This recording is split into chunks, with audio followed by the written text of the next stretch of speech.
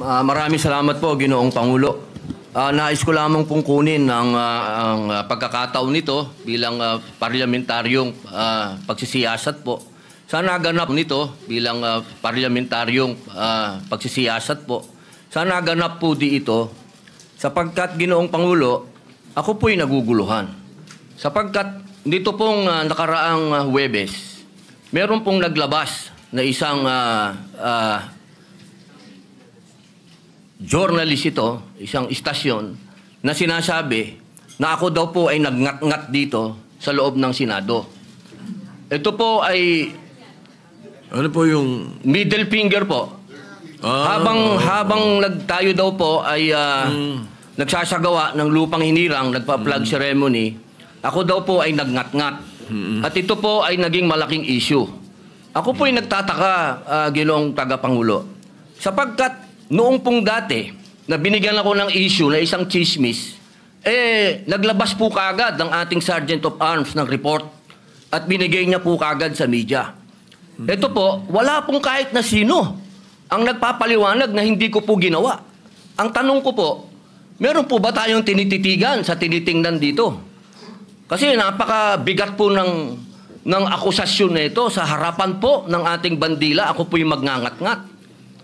At gusto ko pong ipaalam sa ating mga kasama, kung politika lang, handa po ako mag-resign. Pero pagka-religion ko po ang pinag-usapan, kahit sino sa inyo, kung ano gusto nyo, wala pong problema. Pero wag pong religion ko. Hinihingi ko po, wag pong religion ko, mahal na tagapangulo. Dahil ito po yung malaking kabastusan sa amin.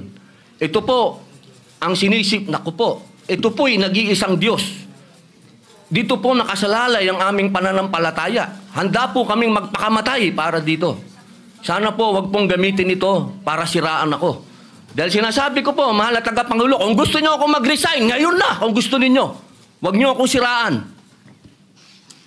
Yun lamang po. Maraming salamat po. Tama po kayo. Pero ngunit ang inyo pong lingkod bilang Pangulo, nung nakita ko po yan, ang sinabi ko sa kanila, tingnan muna nila yung mga litrato sapagkat nagpakita ng ibang litrato na kayo ay ang pintuturo ang nakataas at may eksplanasyon na ito ay isang religious practice kapag kayo ay nagsasampalataya sa bandila. Baka lang hindi nakarating sa inyo yung explanation na sinabi ko. Kaya ipagpatawad nyo na kung ang Sergeant at Arms, so ang mga journalist natin ay hindi nila napansin yan. Ngunit ako mismo, nung tinanong nila, sinabi ko na tingnan nila. Merong mga pinakitang litrato ninyo sa kabilang side na malinaw na hintuturo ang inyong pinapakita. Kaya patawarin nyo na silang ng mga nagkamali at medyo natanga ang pananaw. Opo, mainam po sana maglabas din po ng formal na investigasyon at formal na pahayag ang Senado patungkol po dito.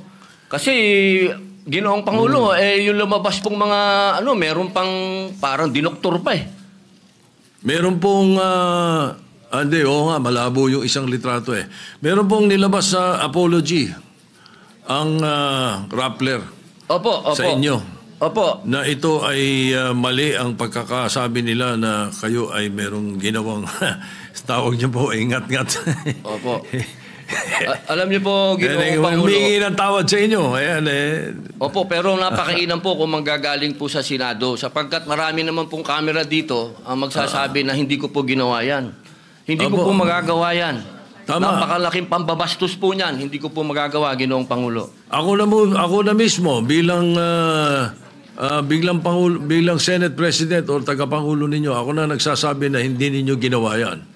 At tama yung mag-apologize sila sapagkat mali ang pinakita nila. Patawarin nyo na sila. Meron pang isa, merong naglabas din ng isang fake news na meron daw kumakanta rito ng Bayang Magiliw na pababoy. Papayagan ba natin mangyari dito yun? Hindi po totoo yun. Hindi nangyayari yun. Nandito kami at wala tayong nakitang nagkumanta ng Bayang Magiliw dito o ng Lupang Hinirang dito na mali.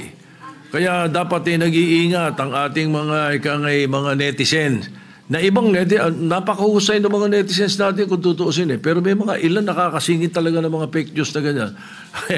Siguro masyado lang kayong popular kaya kayo pinag-initan. Maraming salamat po, Ginoong Pangulo. Wala po nga naman. Yes, Senator De La Rosa. Before we recognize Senator Bato de la Rosa, if he gives me the chance to help our distinguished colleague, Senator Robin Hood Padilla, kung gusto niya po, siya naman po ang chairman ng Committee on Public Information. We can refer his manifestation to his committee and he can look deeper into it kung okay sa kanya. Opo, kung yun po ang mamarapatin at pinakamaganda, opo. Maraming salamat po, opo, Pinuno Mayor Yang. All right, so any objections? Yes, kasi Mr. President, he can also invite PRIB because the PRIB of the Senate, pag may mga ganyan, pag lumabas ka agad, pwedeng i-counter ng PRIB. Hindi na maghihintay po si Senator Robin Hood Padilla na yung staff pa niya magka-counter. Pwede nang i-counter agad kasi mayroon ng mga record ang PRIB, Your Honor. So, if it's okay with the good chairman of the Committee on Public Information, then I so move, Mr. Chairman, that we refer his speech to his committee.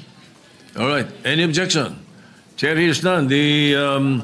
The speech or the manifestation of the senator from Mindanao be referred to the Committee on Public Information and Mass Media.